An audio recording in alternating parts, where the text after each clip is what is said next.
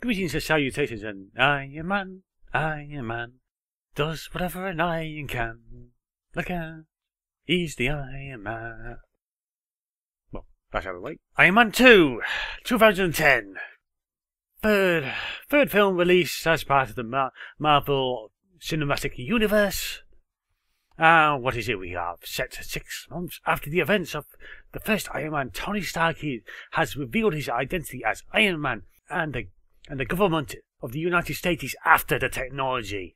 And someone else comes in, a young Jason Hammer, much as counter to what Jason Hammer is in the comics. He's an older, white-haired gentleman, but this time he's presented as a young gentleman, a young man who's trying to be hip and all that lot, who comes off trying to be Stark's friend, and yet he's a rival and he's quite dirty about it as well.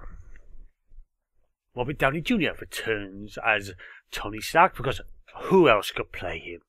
Gwyneth Paltrow is still Pepper Potts. However, Rhodey is now played by a new actor named Don Cheadle? Yeah.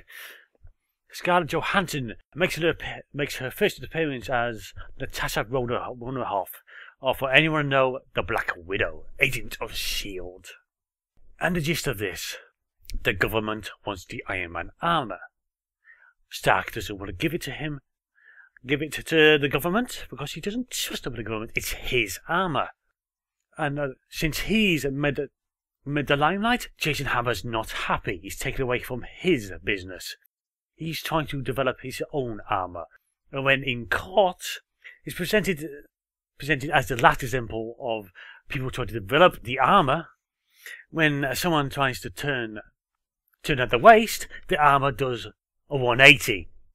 And Hammer assures the court that the person survived. Can't be in a good condition, considering they've just had their body twisted to 180 degrees. But someone else has arisen. Ivan Volko, who will become known as Whiplash. Although I don't think he's ever called that. He is the son of a scientist who works with Stark's old man, and was suitably exiled, sent back home or something, because he tried to sell the arc reactor, or whatever it was, as weapons. And he carries those goods on to his son, who is just as talented in the field of mechanics and all that as he is. He too has the plans for the arc reactor. He makes ones, and with it he makes a pair of electrified whips that, when we see in action, are quite effective. And all the while this is going on, Stark is dying. He is suffering from poisoning from the arc reactor that's keeping him alive, and he searches for a new element that would allow the reactor to function and yet not kill him in the process. Before I just gone on about the films, what's good, what's bad, what's running through the story and all that. Not this time. Maybe in basics, well, I've pretty much already done that. Why this film fails in comparison to number 1. Yes, it's understandable that the characters have been introduced, they have been set. The good thing is, Rose now has a backbone. He is basically there to say to Tony, stop it when you're going off the handle. The problems. S.H.I.E.L.D. Yeah, the scenes between Tony and, oh god, what's his, Wiki, and Nick Fury have some good chemistry towards them. But ultimately, there's a bit of, this is where the problem comes in, there's too much S.H.I.E.L.D. presence. Yes, Scarlett Johansson, yes, she makes a good Scarlet Widow, I feel. She's presented well, a strong, powerful, resourceful woman. But still, Carson is introduced. He's there for a total of about 15 minutes for screen time. He's there to keep an eye on Stark. And as a sort of Easter egg, he hands him, well, this looks like to be a very cheap knockoff shield of Captain America. And then he's gone. You could have had anyone. You could have just a no-name suit to do the babysitting, and that'd be it. But no, they had to have Carson in it. and Carson was wasted. And the Scarlet Widow, there comes a part. She basically does way too much towards the end of the film. She points out that Stark has backups in his, or at least mechanisms in his suits that will allow them not to be stolen. And yet James Rhodes walks off one of his suits after facing death. Stark has a party, gets drunk, and he's messing around in the armour. James Rhodes dons the Mark I and gets into a fight that trashes the place. He takes the Mark I to the military, who takes that to Jason Hammer to be armed. This is where the problem comes in. Hammer has control of the suit. Stark should have been able to override that easily. It is his tech. He's supposed to be a bloody genius. And it takes the Scarlet Widow to break into Hammer Industries and hack it. Yeah, fine. You want to show off the Scarlet Widow? Show her off. But do it in her own film. Let her take that limelight. Better yet, as we'll cover in 4, cover the relationship, and the professional relationship as well, of the Scarlet Widow and Hawkeye. Because in both their films, they're playing second fiddle. But this time, the Scarlet Widow steals the show. Let her have the limelight in her own picture. This is supposed to be Stark's story. The story, and so much of it is handed to him. The cure to his ailment basically comes because of S.H.I.E.L.D. interference. Ultimately, he does figure out by himself, but S.H.I.E.L.D. does have his hand in it. What made Iron Man 1 good was the growth Tony went through after his kidnapping. The development of this suit, of his functions.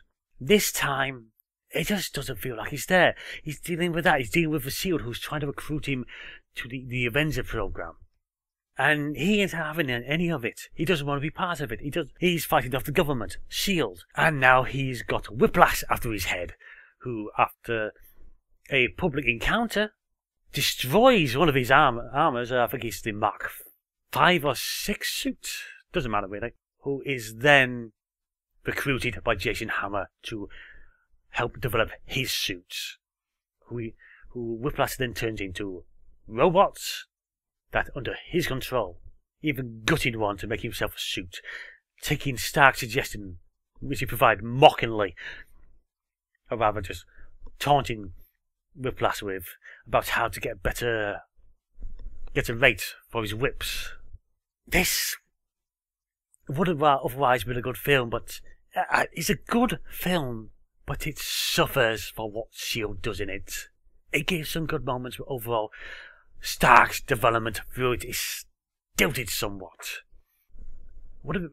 For me, it would have been better if the Scarlet Widow got her own film, or possibly shared it with Hawkeye. Let them, since they're tied together, let them have their own story. Let them show development. If Carson had to be in it, let him do something worthwhile. Hell, let him play the role that the Black Widow was when it was revealed she was the secret agent. Let Stark figure out things on his own. Because that's what made the first one good. The development he went through. Trying to figure things out. This time, things were handed to him. Not necessarily on a silver plate, but he was pointed in the right direction. Otherwise, the CGI is good as always. The action scenes were nice. The confrontation between Rose and Stark was a lot better than the relationship that went on in number 1, for the simple fact Rose had a backbone and wasn't going to be pushed around by Stark. And so we get this. The relationship between Rose and Stark is repaired somewhat. Stark does agree to join the Avenger program, but it's revealed that Iron Man is a good candidate. Tony Stark isn't. Or the Scarlet Widow's assessment. At the very end, after the credits, is revealed. We get the shot of Carson tuned up in a location in New Mexico to a crater, and at the middle of it, Thor's hammer, which of course leads into Thor. Now, if you have listened to me yammer on enough, moving on to the next one.